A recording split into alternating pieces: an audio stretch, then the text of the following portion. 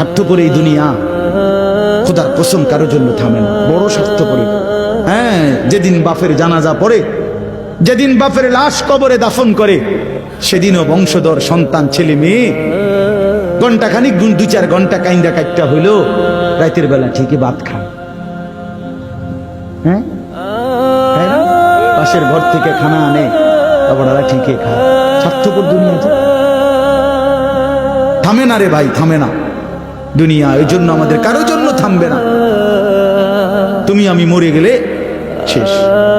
আবারও বলছি কথা, আমি মরে গেলে এরপরে পৃথিবী যত আধুনিক হোক না কেন, আমার কি কথা বুঝছিনি? আমি মরার পরে যদি সবার ঘর স্বর্ণের বাড়ি হয়ে যায় তো আমার লাভ হইল কি? আমার মৃত্যুর পরে যদি সব মানুষ আধুনিক হইয়া সাঁদের দেশেও জায়গা, আমার ফায়দা কি?